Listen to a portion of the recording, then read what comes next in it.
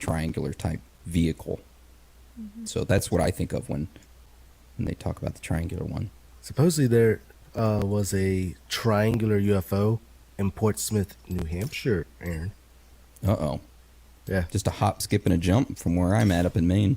Sure. I think like those are the ones I've seen because when I seen them at night, I could always find 3 points, and it's a very obvious triangle. That's strange. All right, Dan, what other types do we have? The next up we have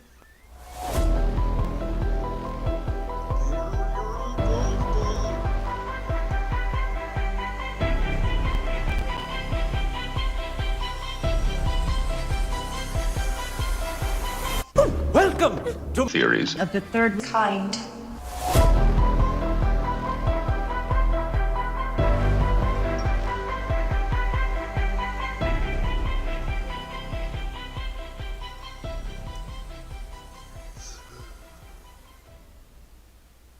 In 1990, Steve Jackson was developing and planning a card game which he would ultimately call the Illuminati New World Order.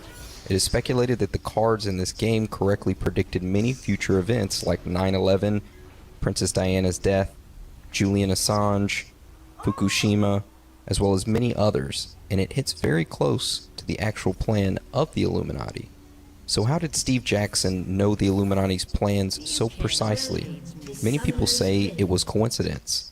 If so, then why have so many events on his cards come true, and why did he get a surprise visit from the Secret Service, who tried their best to shut him down and prevent him from publishing his game? In today's topic, we will discuss everything involving the Illuminati card game, from the history of it and Steven Jackson, the notable cards in the game, the strange facts and theories around them, and our own personal thoughts and theories regarding this topic. Welcome to Theories of the Third Kind. I'm one of your hosts today, Aaron. The other host joining me today is Danielson, or Dan. What's up, guys? And like I said, today's topic is the Illuminati card game. Now, before we get into it, there's a few announcements like I always want to do. The first one is we don't run any ads or take any money from corporate overlords. So if you'd like to help us out, a written review on iTunes helps the show tremendously. If you don't want to leave one though, that's fine. We just want you guys, girls, aliens, whatever you are, to enjoy the show. Also, if you would like to reach out to any of us, you can shoot us a message on Instagram or Facebook, or you can go to our website and click the contact button. There you will find all of our email addresses, and Dan's email address was just added a couple days ago. It is dan@theoriesofthethirdkind, so if you want to get a hold of Danielson or send him some dick pics, that's the place to do it too. That's right. Try to impress me. All right. Really, guys, don't try to impress me. So let's talk about before we jump into this Illuminati card game. I thought it was a very interesting topic. I'm excited we're talking about it this week. But before we jump into the actual card game and we talk about the weird stuff around it, I think we need to know what is the Illuminati. So Dan, could you tell us a little bit about the Illuminati and what it is? I'd be glad to. The Illuminati is said to be a secretive power elite or believed to be the central administrative organization of all secret societies like the Freemasons, the Knights Templar, which is believed to be the ultimate controller of the world's economy and politics. It is also believed that they are responsible for corporate control, political puppetry. They are often depicted as lurking in the shadows and pulling the strings and levers of power in everything in the world, such as wars, catastrophic events, the economy, and even films, novels, television shows, comics, video games, and music videos. Yeah, so pretty much they supposedly control everything. I mean, I'm sure everybody's heard about the Illuminati, secret organization pretty much that's said to control everything. You know, I've heard about them.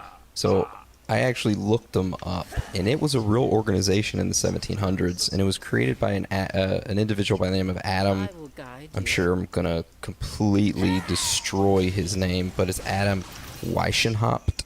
And if you look at a picture of him compared to George Bush, not George Bush, Jesus Christ, George Washington, they were alive around the same time. Him and George Washington look a lot alike. And we'll get into that later on, but supposedly there's a theory about him being on the dollar bill rather than George Washington, but anyways, we'll dive into that later. So let's go ahead and get into the history of the Illuminati card game. So the Illuminati card game was originally released in 1982 by Steven Jackson as a game in which players control secret societies and compete with each other to control the world. This version featured 110 cards and was so popular that it received numerous awards, including being named the best science fiction board game.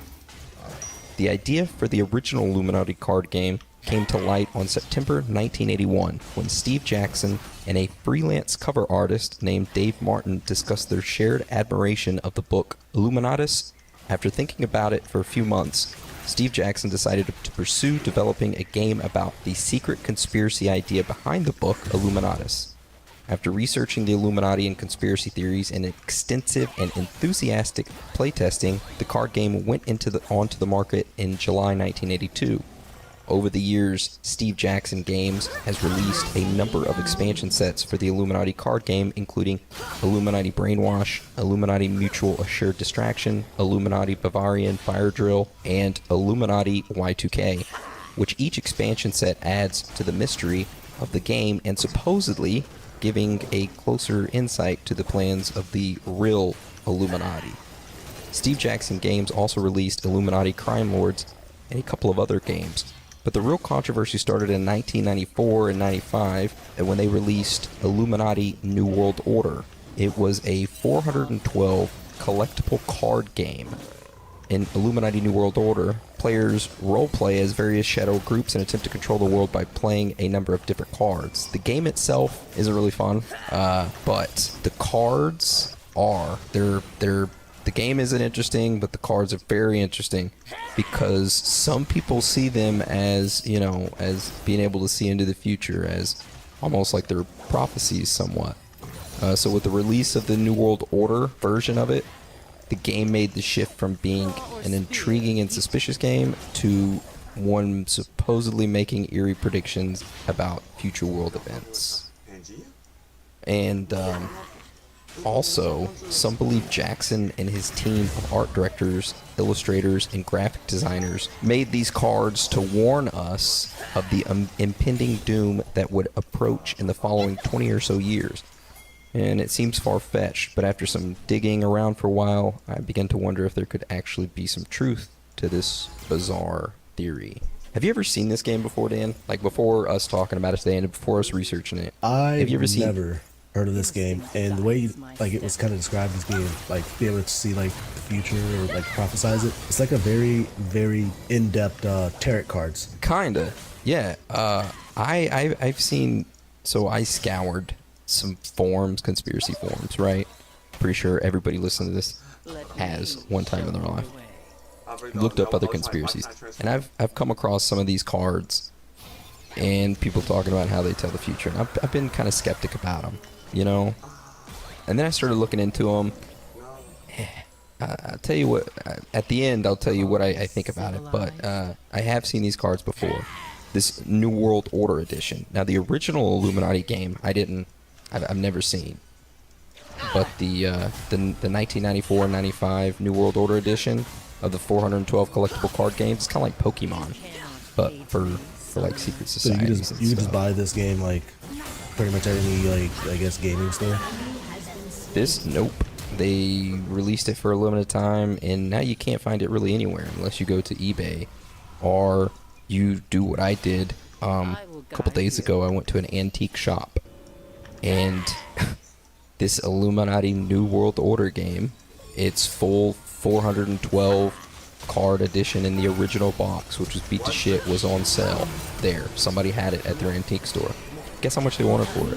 A couple hundred? $250. It was marked down from $450. Wow.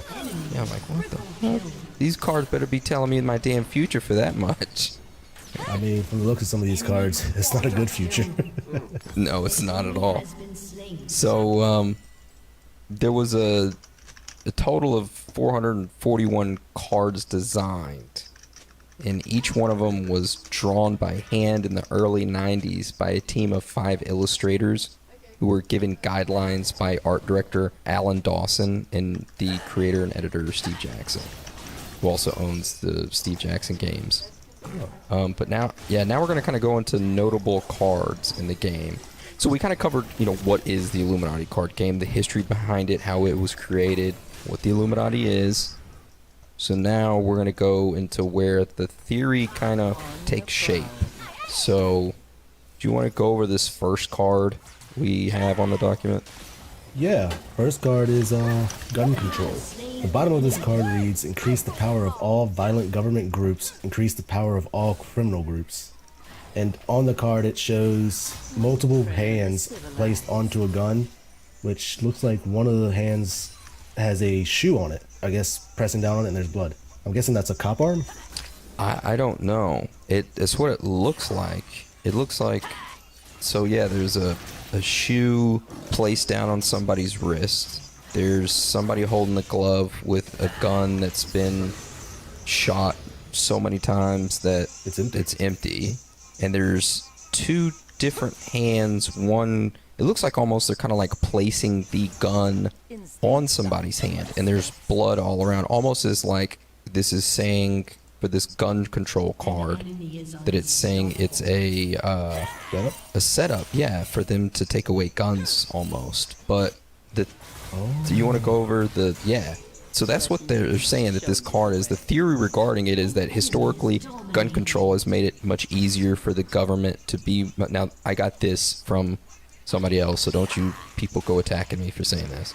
So historically, gun control has made it much easier for the government to become more violent in a way it treats its citizens. In fact, the first action a new dictatorship takes is to seize all its weapons of the population. Lenin and Hitler both took individuals' weapons under the same false premise that they were growing more secure among its citizens. The reality was that it made the citizens more susceptible to severe dictatorship. That's what the theory is, that this is portraying that gun control is easier for the Illuminati. Triggered. Yeah. Triggered for the Illuminati to take away your guns. What do you rate this on a scale from 1 to 10? As in, do you think it portrays what the theory says? Kind of.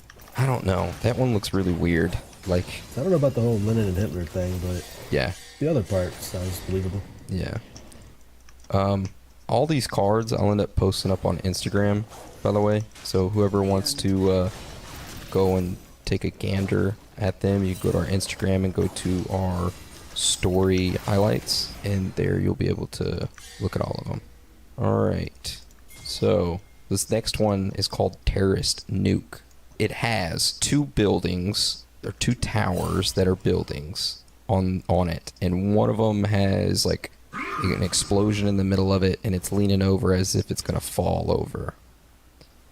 And it looks like the 9/11 Twin Towers attack. I mean, of course, it wasn't hit with a nuke; it was hit with the planes. But doesn't it look like them? It really does. Yeah. So to kind of give everybody a recap of 9/11, I'm sure nobody needs it, but everyone knows what happens on 9/11. Basically, September 11th, 2001, two airplanes ran into the World Trade Centers in New York, and they both collapsed. But here's some interesting facts about what happened.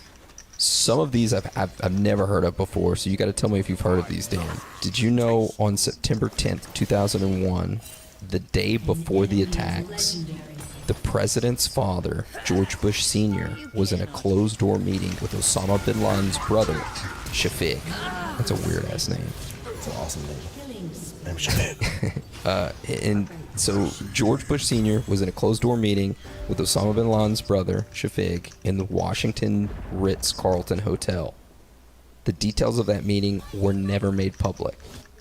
Then, very next day, 9/11 happened. Then, a couple days later, on September 14th, 2001, a fleet of limousines were dispatched to round up 24 prominent members of the bin Laden family, who were all in the United States.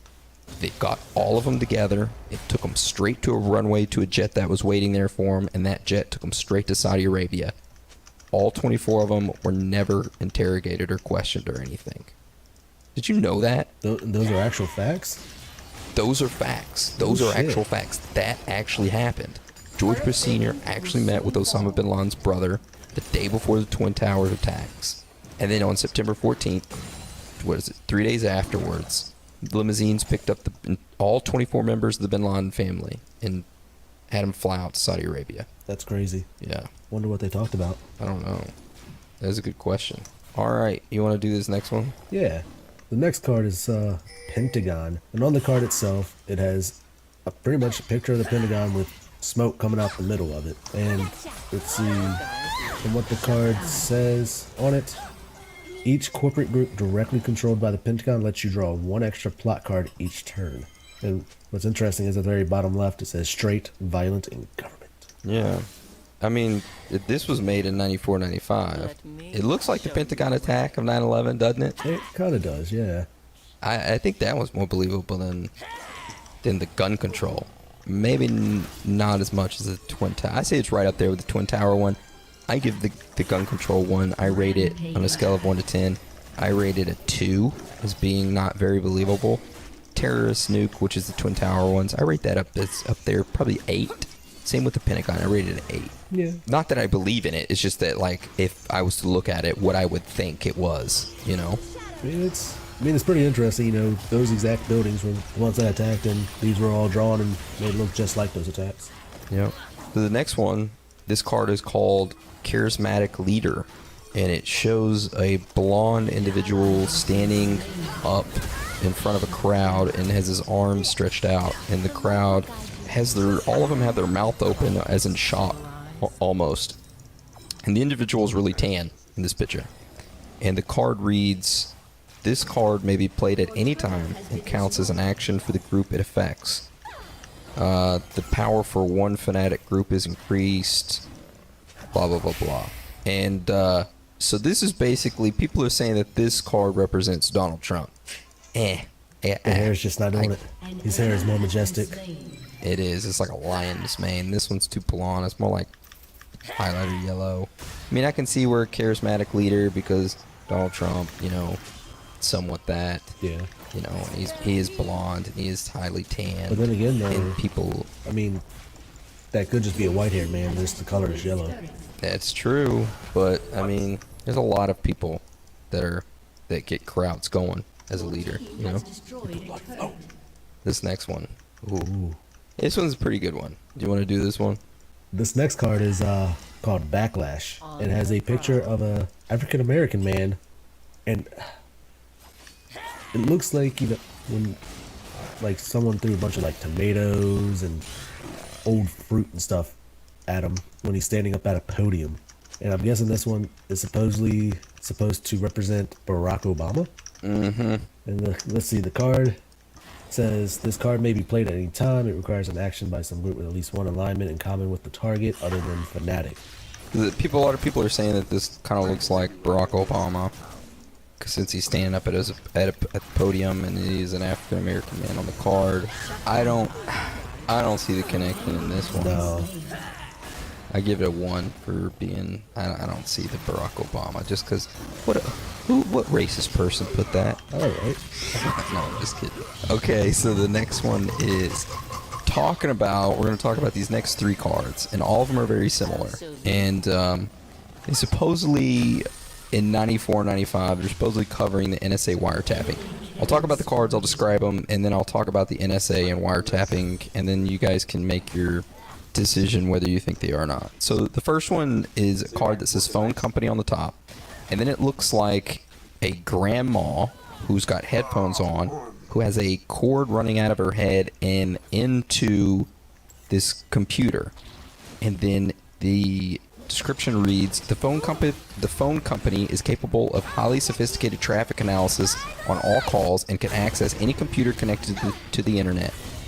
And at any time, the phone company can use an action to draw any 2 hidden plot cards. So there's that one. And then the next one is a card that's called Clipper Chip. And it has an individual, looks like sitting in the dark, with headphones on and a computer chip in the background. The description says, all government groups in your power structure gain the ability to listen in on phone conversations worldwide. Only for legitimate law enforcement, of course, ... And the next one after that actually says NSA, and it has an individual with headphones on again, listening, but he's like looking towards a window, and in the window it has a light on, and you see a silhouette of a couple, of like a man, I guess you would say carrying a woman, and they're about to kiss. Oh, yeah, yeah, so it's like kiss. their stuff they're doing in private, and it reads, "No such agency. It doesn't exist. Just ask them." So now we're going to talk about the NSA. Oh, kind of real quick. So the NSA stands for the National Security Agency. In 2013, Edward Snowden leaked highly classified documents that the NSA spies on everyone. Not only do they spy on everyone, but they store everything. All calls, all texts, everything you can think of, all internet traffic, everything you type in, everything you say, it's all stored in a giant data facility in Utah. That was leaked in 2013. It was talked about. You know, people talked about it in 94, 95, but the people who did say that, oh, the government's listening to you, you know, they're listening to everything you say. What did those people say? You know, they say, oh, well, they can, you know, or they can do that. It's fine. I got nothing to hide. Yeah. Or they said, oh, you're wrong. You know, they don't do that. You're a crazy conspiracy theorist. Well, it came out in 2013 that they did do that, and they have been doing that, you know? Yeah, but it's crazy that they drew that, and they talked about that in 94, 95 That is pretty crazy. on these cards. Yeah, I give this up there. I give this a 9. This is higher than the Twin Towers. Actually, I give it a 10. Because he properly predicted, and it's proven, he properly predicted these. Yeah, and I mean, the Clipper chip, that's Hacker Man. There's no doubt about it. That is Hacker Man just on that card. So, some interesting things I found out about the NSA when I was looking them up. Do you remember the film that was made in 1998 called Enemy of the State? Had Will Smith in it.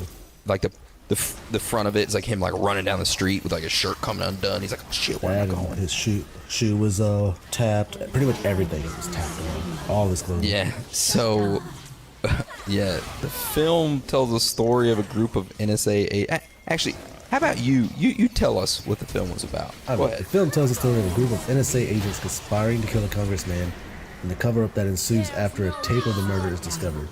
It depicted the NSA as having vast technical know-how and incredible surveillance capabilities, many of which were later confirmed by Edward Snowden when he leaked it out. Which, I mean, the movie itself is just crazy, and I wouldn't say it's like one of the top movies, but it's pretty good, in my opinion. Yeah, it's a decent movie. This is all before the Edward Snowden leak. Did you know that the NSA and the government tried to stop this film from being released? Did they really? Yeah, they tried to stop this film from being released, but people who made it were like, fuck you, we're releasing it anyways. No, you let my secrets out. Actually, they said, they didn't say, oh, we're doing that. They said, oh, it painted us in a bad light, because in the movie you paint the NSA people were portrayed as the bad guys, which... I mean, if it's wrong, you shouldn't worry about it. But if it's right and you're worried about it, I mean, someone's guilty. Yeah. Some other interesting facts I found out about the NSA was that Harry Truman, who was a 33rd degree Master Mason of the Freemasons, he created the NSA in 1952. Oh. I honestly don't know why I put that in there. I don't know. Maybe because of the Master Mason, Freemasons, Illuminati connection, maybe. Maybe. Maybe. Has nothing to do with the cards, really. But another interesting story I read that I had to share, that I wanted to share. You ready for a short story? Oh, I am so ready. Okay. So a deputy White House counselor named Vince Foster apparently committed suicide in July of 1993. He was a control liaison for a company called Systematics. Systematics was a front through which the NSA was selling the software called Promise, but without the E. So Promise? Promise? Yeah, Promise. I don't know. Yeah, so what Promise did, it was a software that collected information on individuals. It was in like 93, it was like or 91, 92, 93, it was like the gathering of information for people on online bulletin boards and pretty much everything. So that company, Systematics, it also laundered profits from covert operations and gathered backdoor information from the software Promise. So let's just go back to Vincent Foster. So the deputy White House counselor who supposedly committed suicide, right? Yeah. Well, a woman was with Vince Foster hours before his death, and her hair color matched the color of hairs found in Foster's underwear. Oh boy, she's getting down and dirty. It's nasty. Anyways, Her head was cold. her head, did you say her head was cold? Her head was cold. That's a good excuse. So pathologists discovered that Foster had died at the moment of ejaculation. Wow. What a way to go. So his body was, but here's a weird part, right? So his body was found in a park in Virginia, a short distance from his car. However, after reviewing the video surveillance tapes, it never showed Foster leaving the building he was in. Shot was so strong, he traveled through space. His shot was so strong it launched him right out of the building into the park with his car. I thought that Vince Foster story was interesting because he was running that group, Systematics, and he was the control liaison for, you know, that group, and that group was a front for the NSA, who handled their software. So, a little iffy on the suicide part. You maybe can make some connections to the NSA or government.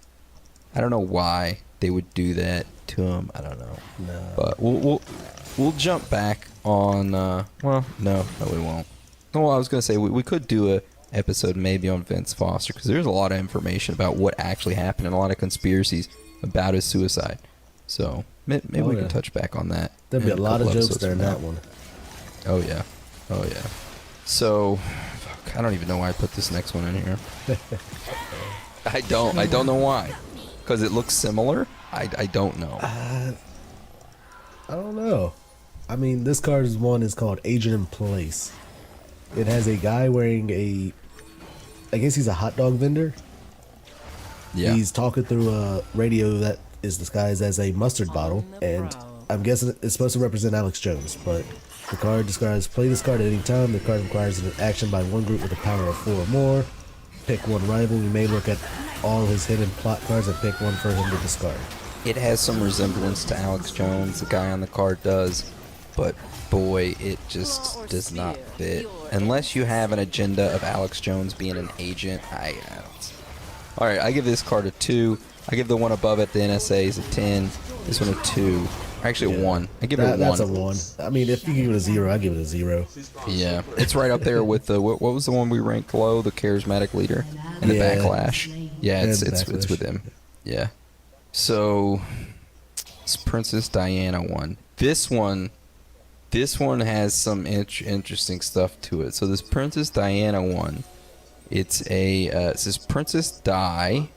It's just DI, Princess Di, and it has a picture of what looks exactly like Princess Diana on the front of it, and it has paparazzi all around her taking pictures, just everywhere around her. So then it reads, Princess Di and her puppets are immune to attack by your rivals, peaceful or liberal groups, except for media. So immune to your attacks by the rivals, peaceful or liberal groups, except for media. Now this is very, very interesting when we get into the actual death of Princess Diana. So on October 31st, 97, Princess Diana had just finished joining a meal with her lover, Dodi Al-Fahid, at the Ritz Hotel owned by his father, Mohammed Al-Fahid. A little before Yeah, that was good, huh? A little before midnight, the couple left the hotel. To escape the 30 paparazzis parked outside, they went through the back door of the hotel. Their chauffeur had a bulletproof Mercedes-Benz that he was driving, in which he gathered them all up in and sped away. So the paparazzis were waiting out front. They see this bulletproof Mercedes-Benz speeding away. They're like, oh shit, they got us again. But some of them had some motorcycles, and they hopped on their motorcycles and started chasing them. These paparazzis are relentless, huh? So they were chasing this bulletproof Mercedes-Benz. So a few minutes after that, the Mercedes-Benz, it enters a tunnel, at high speed. Diana, Dodie, and the chauffeur failed to emerge from the tunnels with it alive. Now, no one truly knows what happens after that, after they entered the tunnels, but the official story is that the chauffeur was drunk, driving erratically to avoid the paparazzi, and they crashed and all died. So their cause was that the paparazzi was taking pictures of them through this bulletproof Mercedes-Benz, Princess Diana and the Alpha Heat guy, and the flashes were blinding the driver who was drunk. He was trying to speed to get away from these paparazzis, wrecked, and everybody died inside. And it's very interesting, because what does the card say? That Princess Diana and her puppets are immune to attacks by their rivals' peaceful or liberal groups, except for the media. And then it shows paparazzis in the background taking pictures. That one's up there. That's not a 10, but damn, dude, that's like an 8 or a 9. That's like a 9. So, what do you think of that one? You think it's, what do you give it? A 1 to 10? I'm giving that one an 8. An 8? Okay, okay. I'll give it like an 8.5, 9. 8 to 9. So an 8.5, yeah. Yeah, it's just the fact that, like, there's no reason for them to speed off in the Mercedes-Benz. If they would have just probably drove off normally, no one probably would have really noticed. Yeah, well, they use the narrative that the chauffeur was drunk, but the video evidence of them in the Ritz Hotel, it never showed him ever having one drink at all. And it never showed him, you know, drunk or not being able to walk or inebriated at all. Now, the photography flashes may have fucked him up and, like, you know, blinded him from driving, and he's like, oh, I'm gonna drive erratic, and the princess is in the back, floor it, and he's all stressed out, you know. But I don't know. Maybe that's possible.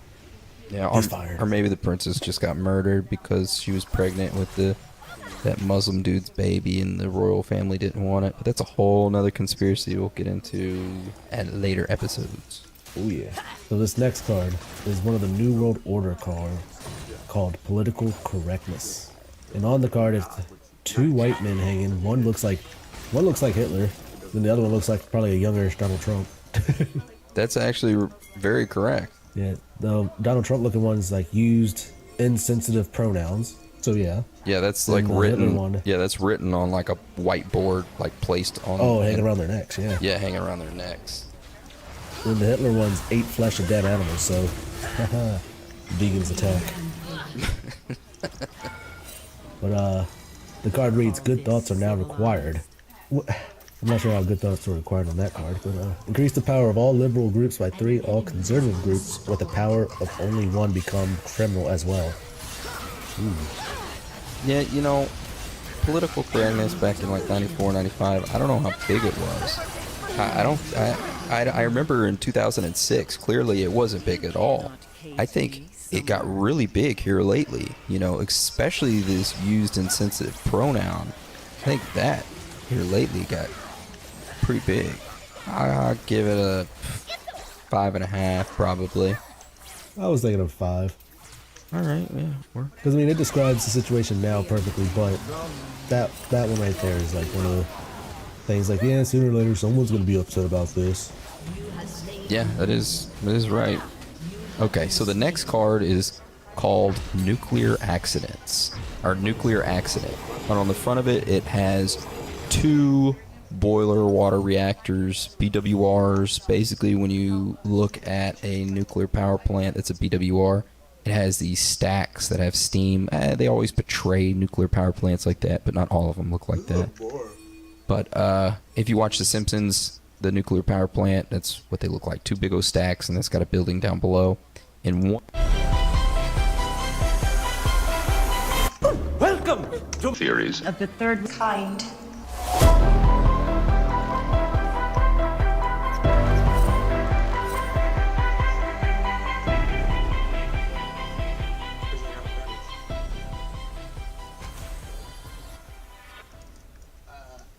Welcome to Theories of the Third Kind. My name is Aaron, and I'm one of your hosts. There are 2 other hosts that are joining me today, of course, Anna Good morning. and Danielson. Ayo. So before we start today's episode, I just want to say, like always, we do not run any ads on this show or take any money from any corporations. So if you'd like to help us out, well, there's a few ways that you could do that. One of the ways is Patreon. For only $5 a month, which is 16 cents a day, you can sign up to our Patreon and get an extra episode each week. These Patreon episodes are exclusive to members only. Today, we released a Patreon exclusive episode, which is a Theories Thursday Patreon exclusive. Also, we have over 37 extra episodes, which is over 60 extra hours, already locked and loaded for your listening pleasure, such as the Bilderberg Group, Silk Road, CERN, Glitches in the Matrix, the Aerial School UFO Encounter, Disney Darkness, and much more. But you get access to all of them for just $5 a month. Another way to support the show is through merchandise. Just teleport on over to our website, theoriesofthethirdkind.com, and click the shop button. Then you can see all the merch we have for sale. Shirts, hoodies, hats, all that good stuff. I just wanted to say that the money we get from Patreon and merchandise sales goes to bettering the show.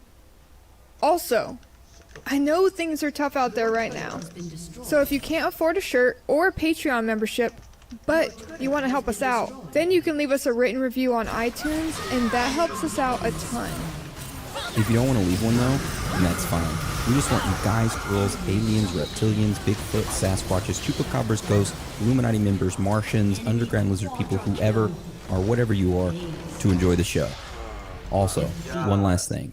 If any of you would like to reach out to us, then you can shoot us a message on Instagram, Twitter, or Facebook, or you can go to our website, theoriesofthethirdkind.com, click on the contact button, and there you will find our email addresses to get a hold of us individually. Alright, so that is the end of the announcements. So today's episode is over Kyle Odom.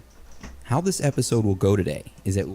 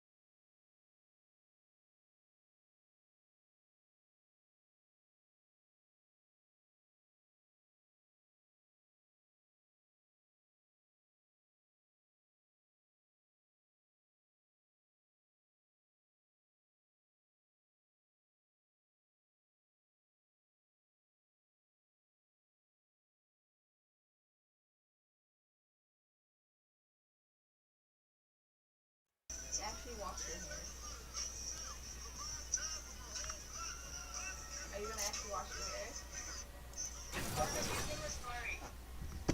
Okay. Yeah.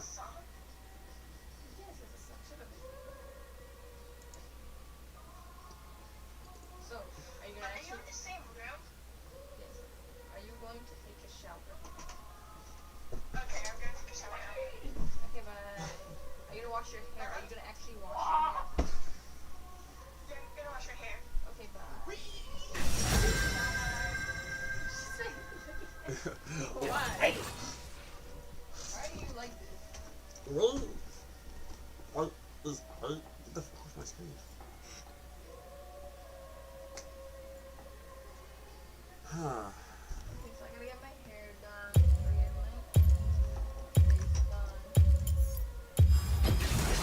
done. They will fear the wild. We'll first tell you who Kyle Odom is, then we'll go into the shooting, and then into the backstory, his manifesto, the current happenings, some strange facts and findings, theories, and of course wrap it all up with our own personal thoughts and theories. So with that being said, let's get into today's episode. An ex-Marine who graduated magna cum laude and worked on genetics at a major university. One day in 2016, he shoots a pastor and mails off a manifesto to news stations and family. In his manifesto, he recounts his story of why he shot the pastor and what happened to cause him to do that. He claims that the world is run by interdimensional beings that have been here for millions of years. Beings that control every aspect of society. Was Kyle telling the truth? Did he have a mental illness? Or was the government testing out their new technology on him?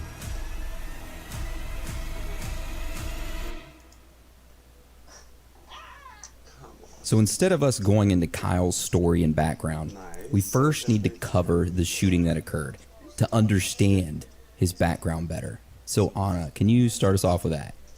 So this all starts on March 6th, 2016, in a North Idaho church parking lot. There in this parking lot, an individual named Kyle Odom sat in his car. Kyle was an ex-Marine who had served with the 3rd Marine Aircraft Wing at Camp Pendleton for 4 years and had also deployed on a combat tour to Iraq. After the military, Kyle went to school for a degree in biochemistry, won numerous scholarships and awards, graduated magna cum laude, and then got invited to a prestigious university to work on genetics. To say the least, he had a lot of accomplishments in his life. But why was he sitting in a North Idaho church parking lot? Well, he was waiting for the pastor of the church, Tim Remington. So a few moments after waiting, the pastor left the church and started to walk towards his vehicle. At this moment, Kyle Odom stepped out of his vehicle, walked towards the pastor, and fired 12 shots from his .45 caliber handgun. 6 of those hollow point bullets ripped through the pastor's back, shoulder, his right arm, pelvis, lung, and his head. After shooting the pastor, Kyle Odom fled the scene. He got an airplane ticket to Washington, D.C., which was over 2,000 miles away. So as he was flying to Washington, the police, of course, were searching for the shooter. They eventually figured out it was Kyle and issued a warrant for his arrest. After arriving in Washington, Kyle decided to write his manifesto and explain everything that was going on. Only 2 days later, Kyle went to the White House. Not to take pictures, but to deliver a message, to deliver his manifesto to no other than the President of the United States.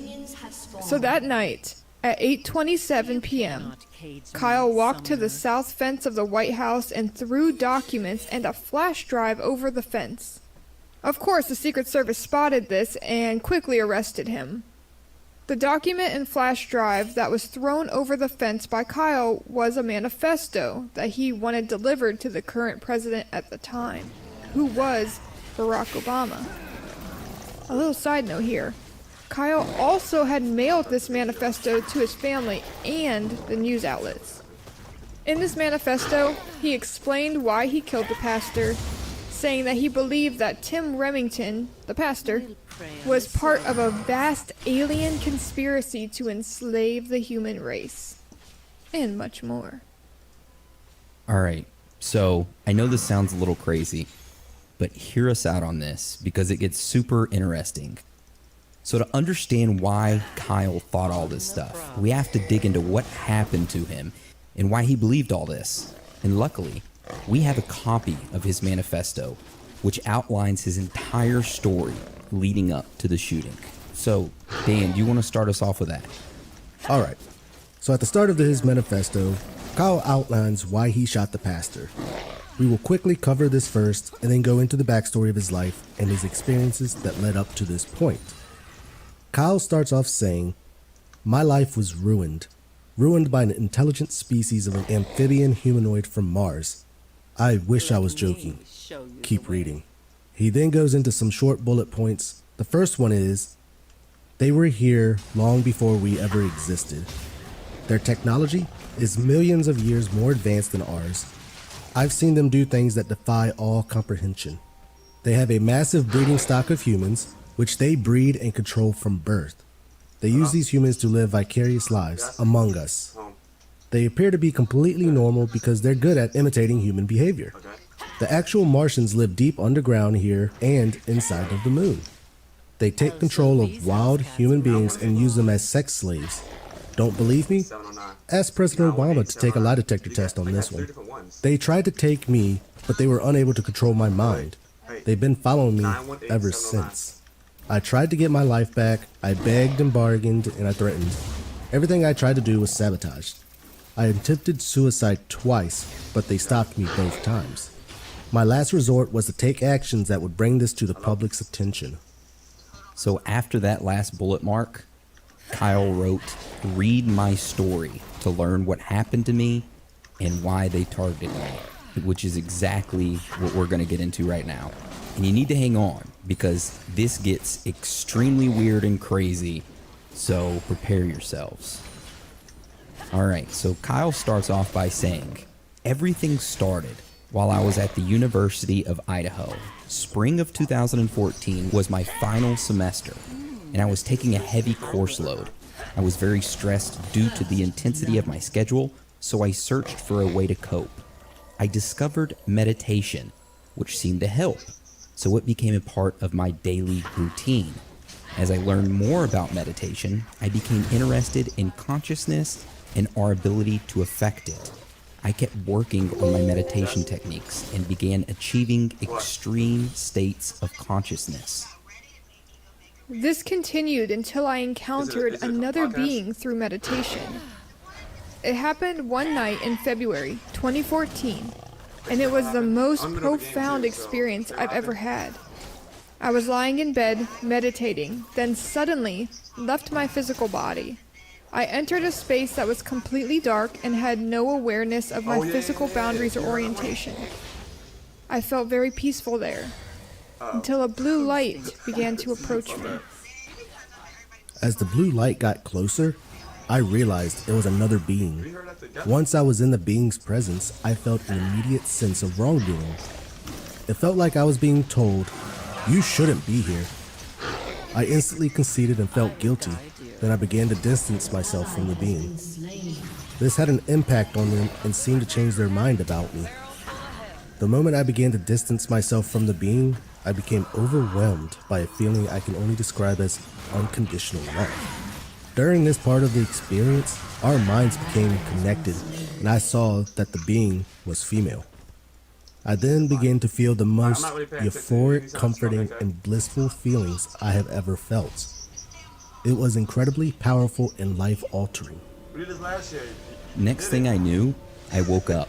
I had tears in my eyes, and I couldn't get out of bed. I felt a profound sense of loss, like I'd just lost someone close to me. It was very painful. A few minutes later, the experience left my mind against my will, and I went about my day. So what? After that, I had no urge to meditate at all. So what? Every time I even thought about meditation, the thought was stripped from my mind. When I finally did try meditating again, I was unable to achieve anything. I didn't think much of it at the time, but I knew it wasn't going to improve. Ultimately, I decided to give up on meditation and just focus on my classes. The remainder of the semester became exceedingly easy for me. It felt like I had tapped into some kind of power. I was exerting no mental effort even though the classes had been extremely difficult before. I had began to have complex thoughts and a depth of understanding I had never reached before. About a month later, I started interviewing at the graduate schools I had applied to. Shortly after the interview was done, I started receiving offers. I decided to accept the offer from Baylor College of Medicine to work on a PhD in human genetics. I was very excited about the opportunity to work at such a prestigious university. The future looked bright, and I couldn't wait to get started. Everything changed once I started the program. The moment I arrived, I could see flaws in every professor's research. My mind was so expanded that I could instantly understand the implications of entire research projects. Because of this, I was able to seek weaknesses in all the available projects. This caused me to become very concerned about what I was doing, and I felt like I was wasting my time. I voiced my concerns to my advisor, and he casually brushed them aside. He told me, "Just have fun, it'll be fun." I kept trying to get motivated, but things continued to get worse. I started seeing flaws in the foundations of genetics in other fields. You call this It got to the point where I couldn't stop thinking about them. To make things worse, no one else seemed to care, which really bothered me. All these issues made it impossible for me to continue, so I decided to leave. The day after I decided to leave, my life became a living hell. I couldn't sleep and my mind felt sapped. I was entirely at peace with my decision, so I knew something strange was happening to me. After a few days of this, two of the graduate students began reaching out to me, Eugene and Brandon. I barely knew them, so it seemed unusual they would contact me. When I went to see them, they both kept pointing their finger at me, saying, "Pew, pew," like they were shooting a gun. They did this over and over, and I kept wondering what their problem was. Now Kyle has a little side note here that says, months after I left Houston, I was told that Eugene and Brandon were not human. 316. They were tasked with making me into, and I quote, the next school shooter, as they called it. I imagine this is why many of our school shootings take place. This is what Kyle says. Alright, so then Kyle continues on and says, things slowly improved after I stopped talking with these two individuals, but I was mentally exhausted. I tried to figure out what to do with my life, but I could hardly think. Eventually, I left Texas and started applying for jobs all over the country. A few months later, things took a strange turn. In spring of 2015, I finally secured an interview with a food company. I thought I was about to get something going with my life, but I was wrong. I couldn't sleep at all the night before my interview. I literally stayed awake the entire night, which had never happened to me before. I looked unrecognizable in the mirror the next morning, and my mind felt sapped worse than it had in Houston. Needless to say, the interview did go well. I couldn't think, and I had an extreme difficulty with normal conversation. After the interview was over, I suddenly felt fine and looked perfectly normal. I slept great that night, then made my way to the airport the next morning. This is where the story gets weird. On the plane ride back home, my seat was taken. I asked the flight attendant, and she directed me to a new seat. Once I sat down, an older gentleman in front of me kept glancing back until he got my attention. As he kept looking back, my head began to hurt and tingle. The moment my head began to hurt, his lips curled up into this evil-looking smile. The pain and tingling in my head continued for the rest of the flight and got more intense as time went on. Every time I felt it, the man would start taking notes in a notepad. About halfway through the flight, someone else in front of me held up a newspaper that said, "Psychic reading," for like 5 minutes straight. It was blatantly obvious they were doing something to me, but I didn't know what. Once we landed, the older gentleman kept showing me his track phone, as if to say, "Get one of these." I had applied to several government agencies before this happened, so I thought this might be their way of contacting me. Out of curiosity, I decided to go buy a track phone. I checked it every day to see if anyone messaged or called. About a month later, I got a text message from a man named John Padula. He invited me to come to church at the altar. A little side note real quick. This altar church is the same one where Tim Remington was the pastor at. The one, that Kyle shot. Just a little FYI moving forward. It seemed like a strange place to be recruiting for government jobs, but I went anyway. After I got there and went inside, something felt very wrong.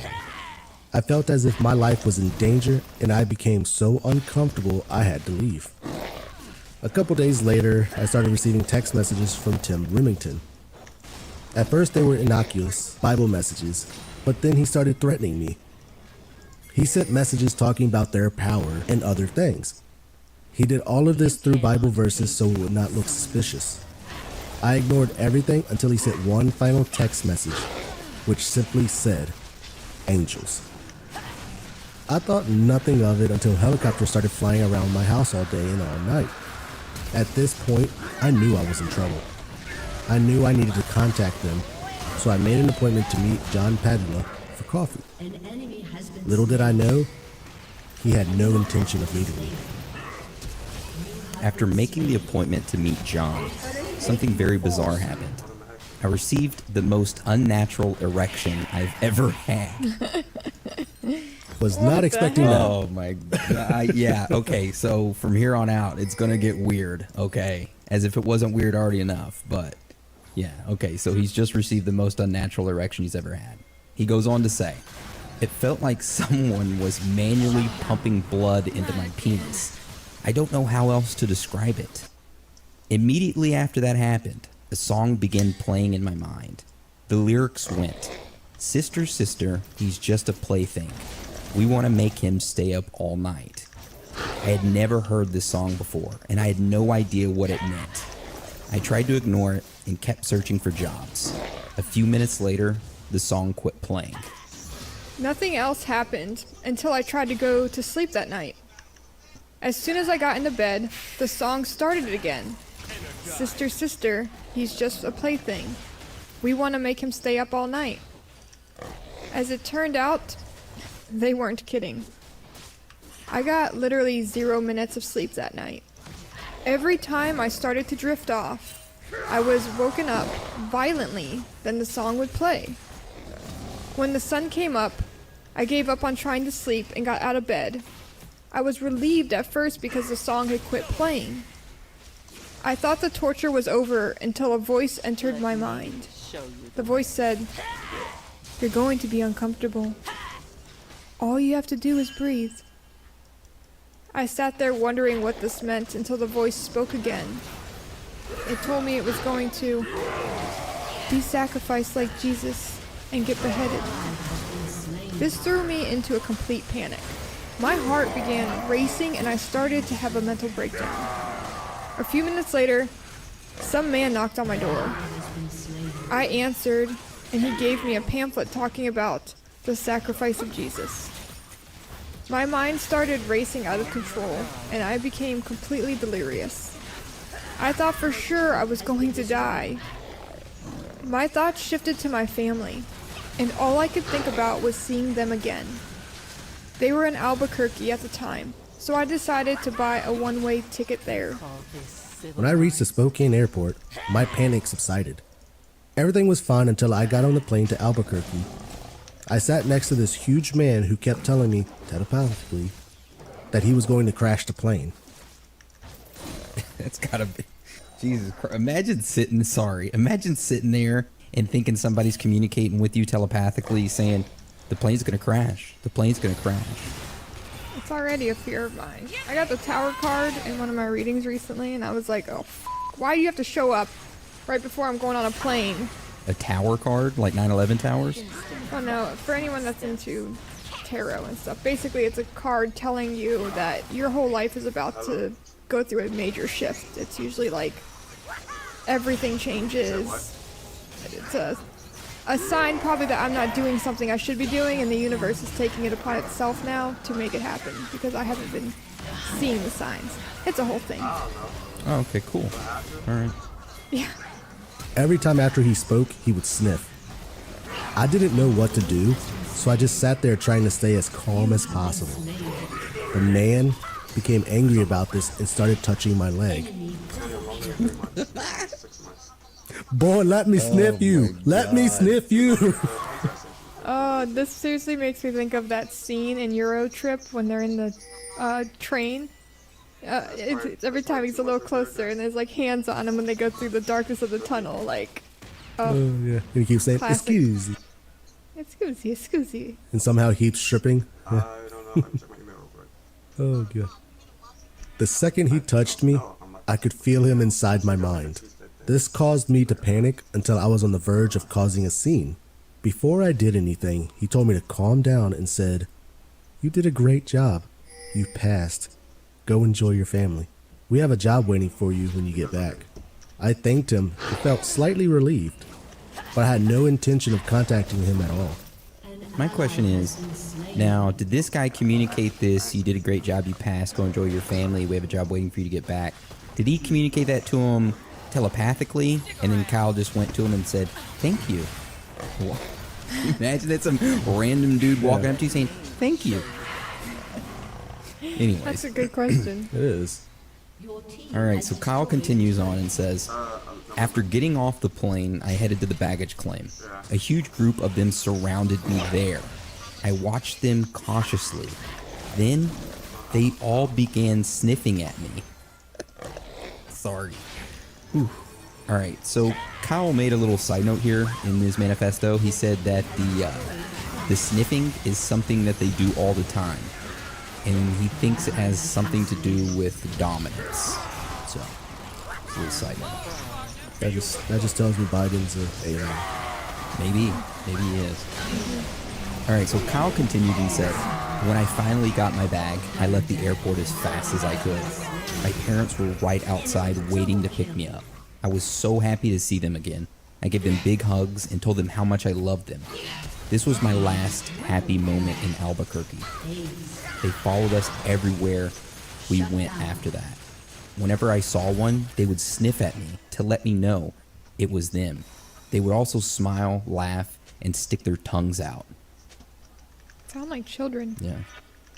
As time went on, they started coaxing me to go outside alone. I was scared to death they would kill me, so of course I refused. Eventually, they threatened to harm my family, which caused me to give in to them. I told them I would do whatever they want if they left my family alone. That's the sparkly one? They responded by saying, go to church. I knew what they meant. The altar. So I agreed to go when I got back. When I went to the altar for the first time, the people acted very strange. It was unhuman. As I walked into the sermon room, everyone stared at me and began sniffing. Could you they look back? Sorry. It's so hard to keep a straight face, and it's going to get even harder. Needless to say, I was scared as hell, but I took a seat. When the service began, a man came and sat down next to me. After he sat down, I began smelling something. It was a smell I had never smelt before. The only thing I can compare it to is a reptile and vinegar. After smelling it, I became very uncomfortable. I tried to remain calm and just sat there quietly until the service was over. And when the service ended, they said, "You can leave now." After that, I knew I wasn't dealing with the government anymore. I realized that whoever I was dealing with was extraterrestrial, so I became very scared. I received no further instructions from them after that, so I began applying for jobs again. Even though I had done exactly as I was told, they still followed me everywhere I went. As time went on, they started harassing me day and night. I began to hear voices more often, and I began to hallucinate things that I knew weren't real. They also started playing with me sexually. Both the males and the females would play out their sexual fantasies in my mind. This came with random and uncontrollable erections as well as extreme anal stimulation. Jesus Christ. Oh my god. Those aliens are some freaks, man. They're some freaks. I always knew they were. They did have, what, sex slaves, you were saying? Yeah, well, they become more freaks, man. You'll see. They get down. Alright. Oh man. So the harassment continued for weeks and intensified as time went on. I did my absolute best to maintain my sanity and tried to avoid them. This worked for a while, but eventually I had a huge meltdown. One day, I was in the bakery at Safeway when I got surrounded by a bunch of old men, and then some of them looked at me, he says, and sniffed. So I knew it was them. They started stimulating my penis and anus simultaneously, then spoke aggressively. They said, "Humans are nothing but the result of a successful genetic experiment. You are a threat to the way these people think, and you can no longer be free in society. Your life is over. You are nothing but a toy. Your purpose now is to suck their penis." Jesus Christ. Alright. Keep in mind, this is in the middle of Safeway, and this group of old men come around him and just start assaulting him in the middle of the store. Sexually, yeah. At least this is what he claims. Yeah. I mean, And sniffing at the same time. the only time I ever see a group of old people together is when they're together having their cup of coffee in the morning at like 6 o'clock in the morning at like McDonald's. Don't you? Maybe you aren't up early. I'm just kidding. You're up before all of us. So anytime you go to any restaurant in the morning, even through COVID, they still tried to keep doing this. It's amazing. This cute little elder society come together and just chit chat and enjoy their coffee. And when I worked at Hardee's and any restaurant or any fast food place, you always knew you had your group of people that came in the morning just to enjoy conversation.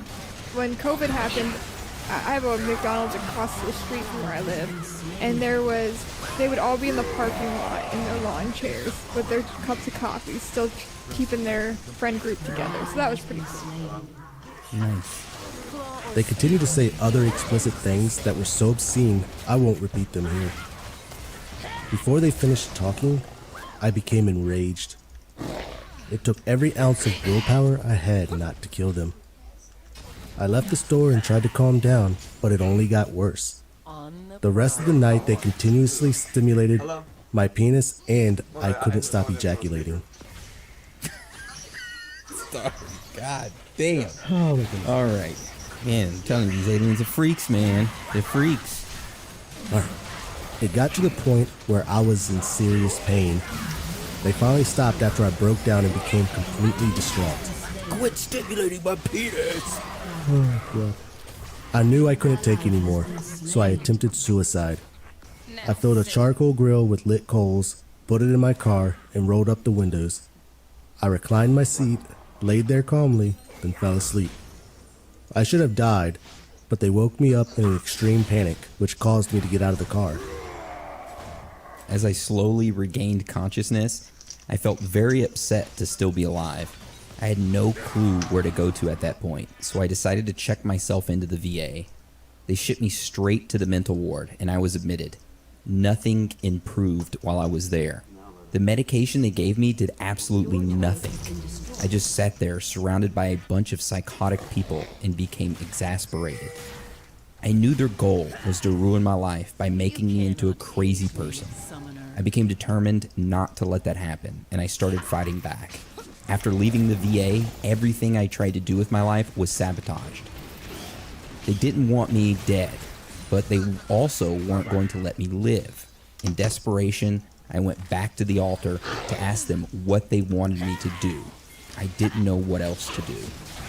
At the altar, they told me, "We want you as our sex slave." Thinking they were serious, I sat there, waiting for them to do something. All they did was say, "Keep coming to church." So he did, actually, go to the church. After a few more services, I found myself talking to Tim Remington face to face. He was telling me that I should consider becoming a minister. We were in mid-conversation when he suddenly revealed himself to me. I have no clue how he did it, but it looked as if his human face became his real face. It happened for only like a second or two, but I was able to draw a sketch of what I saw. His eyes really stood out, so they captured my attention. They were huge and bulging. The eyelids were darker green, and the irises were yellow or brown with slit pupils. After witnessing this, nothing else happened. I continued attending the altar for a few more services, waiting for them to do something. They did nothing except tell me to submit and surrender. I had no clue what they meant. So I left the church and I never went back. After leaving the altar, they gave me some breathing room. They held back on their harassment and I began to recover. I decided to make one final attempt at normal life by pursuing a career as a pharmacist. I started taking classes at NIC to finish up the prereqs. I also started volunteering at a local pharmacy. Unfortunately, they followed me to school. There were several of them in every class I took. They made it impossible for me to study, and they continually harassed me, especially while I took tests. Even with all of this going on, I still somehow managed to get an A- in A&P during the fall semester. Sadly, my success was short-lived. The pressure this semester, spring of 2016, is far too intense. Every time I go to class, they start manipulating my brain until I go into a blind rage. Sometimes they suppress my brain until I begin to black out. They also manipulate my heart rate and flood my body with adrenaline over and over again, making me extremely uncomfortable. The females stimulate my penis when they are close, and the males stimulate my anus. It's incredibly exhausting. Oh, okay then. So the male aliens are, they swing both ways. Seems like that. Well, good for them. There's no labels or divisions where they come from. I could just imagine this manifesto coming over to the White House, and then whoever it is that's like reading it, whatever, and like, this is really weird, and they give it to someone a little higher up, and then it goes a little higher up, and then they're like, "God damn it, Carl, I told you, you need to stop touching these people like this," and like, they already know exactly who's the culprit of this. So Yeah. It's like some alien erotica shit we're reading. it is, honestly. Someone's getting some material today. I struggled to pass my test, so they couldn't blame this on me failing out of school. I want to continue, but I simply cannot. Every moment I spend in the classroom is absolute torture. The classes themselves are extremely difficult without all this added pressure. The worst part is I received an interview for ISU's pharmacy program. Since I cannot continue with the classes, there is no reason to go to the interview. My chance at a normal life has been ruined. They've also been depriving me of sleep, so I don't have the strength to continue. I was too smart for my own good, so they decided to remove me from society. They were worried I might change the way other people think, which would lead to problems. Problems in the form of scientific revolutions. If we get much smarter as a species, we are going to become a threat to their existence. If you talk to me in person, you'll see that I'm not crazy at all. The Martians are just so good at hiding in plain sight that no one would know they exist unless they revealed themselves. They are able to fool us so well that what I'm saying sounds impossible. However, they are 100% real. Realize their technology is millions of years more advanced than ours. Think about that for a second. think about the advancement we have made in the last 100 years. Once you've done that, try to imagine what millions of years of technology would look like. The president is well aware of them, which is why I wrote him a personal letter. I hope he does something about it. I have done nothing wrong to deserve what's happened to me. I tried literally everything to find a job, and they sabotaged me at every corner. Initially, I thought the right thing to do was kill myself.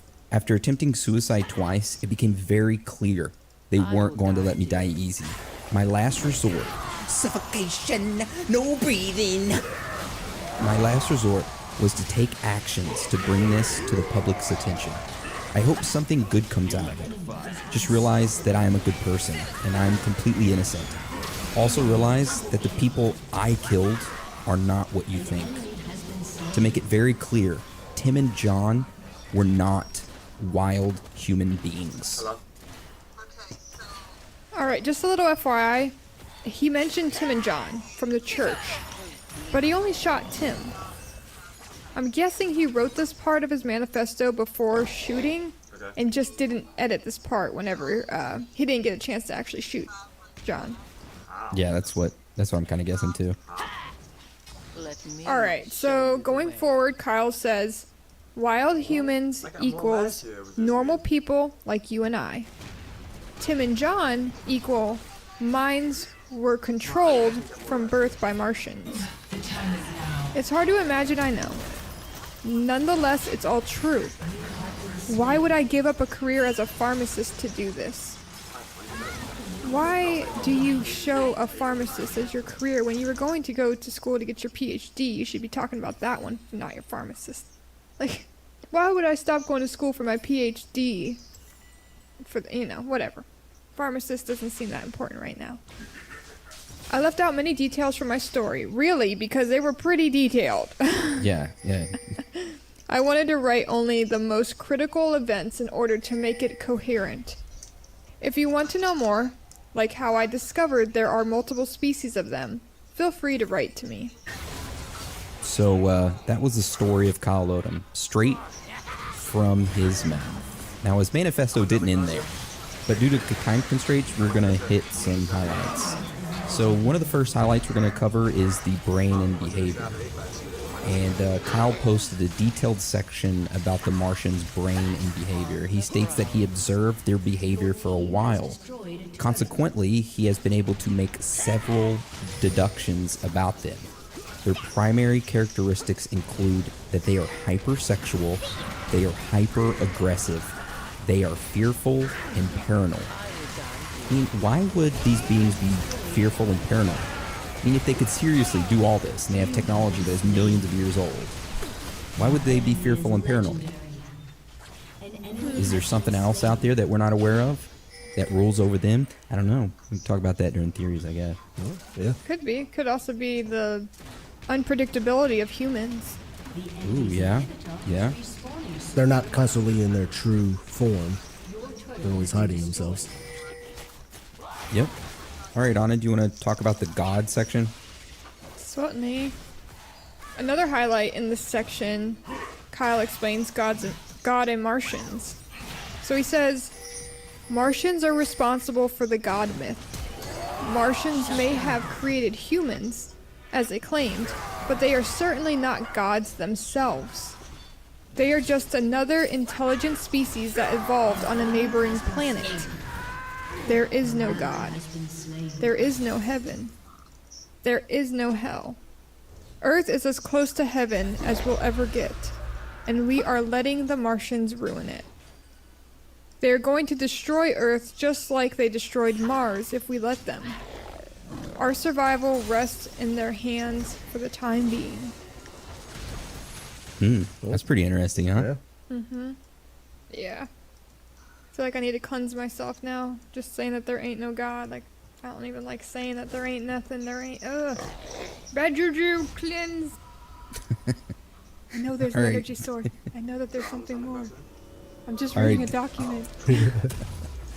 Dan, you want to tell us about this next section? Yes. Next section is about a picture. Another thing that Kyle attached to his manifesto was a drawing of these beings. And then we got some pictures that we'll post. Yeah, they ugh. Okay, so the picture he drew.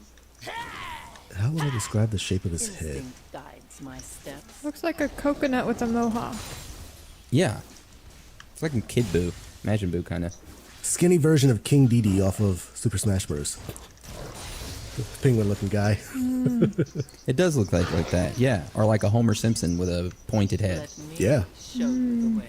You know, he has that big mouth. Mm-hmm. Yeah, and then he's got like cat eyes, and he's like black skin with kind of like green eyeshadow on, is what it looks like. And a big mouth with the nose is just open holes and cat eyes. Yeah, and then It looks really weird. you want to explain the next picture, Dan? Just his teeth. It's the Oh my gosh. being's teeth he drew a picture of. Oh my god. He drew a picture. I guess it's just top teeth. It's 6 of them and they're pretty spaced out. So there's pretty big gaps. Let's see. This is what their teeth look like. Elmo rules the world. Oh, that really says Elmo. Yeah, he really said that. Something. Elmo rules the world. That's something they kept saying to him. Oh, I assume that because their head looks like a puppet or a muppet. Okay. Yeah. Honestly, what that thing looks like to me is Pac-Man on meth. Yeah. Yeah. Yeah. Pac-Man on meth. 100%. Prey on God, that's. And they got big gaps between their teeth. For real, and he's like deflated. Yeah. Now, this is Pac-Man with teeth. That's on meth. So pretty much, Yeah. the opposite of what really happens when you get on meth. All right, you want to cover this last thing, Anna? So one of the last things that Kyle had was this list of high up political people that are supposedly these Martian beings that he was telling us about. Some of the people he lists are like Senator Mitch McConnell. How about Senator Elizabeth Warren? Nancy Pelosi sound familiar to you? There's a lot more too. I believe that last one. Well, I believe all three of those. I can see, yeah, for real. Fucking Mitch McConnell. He looks like a turtle, man. I like turtles. Just not that one. But see, that's what that fucker looks like. I was trying to think of what Coconut Mohawk looks like. He looks like a Ninja Turtle from the Yeah. TMT, the not cartoons, the live action, whatever. Yeah, it does. It looks like a Ninja Turtle, don't it? And I always thought Mitch McConnell looked like a Ninja Turtle, too. So they kind of fit. Right.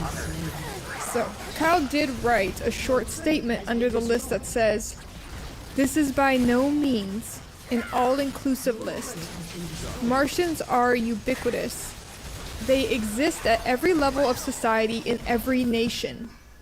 Some have blue-collar jobs, while others occupy positions of power. They control our government, our military, and corporate America as well. They keep track of every wild human on Earth and manage us like animals in a zoo. Our freedom is a carefully crafted illusion." It's like he says some really crazy shit, but he's also like kinda on point. Yeah, yeah. Man. When he says keep track, it always makes me think, oh, this is only for the United States. But Social Security numbers. Tracking. Social Security numbers tracking the wild humans, right? Every time you're born, you get Cell one. phones. Cell phones, yeah. All right, so that was pretty much his manifesto in a nutshell. So let's go ahead and hop over to the current happenings with him. So Dan,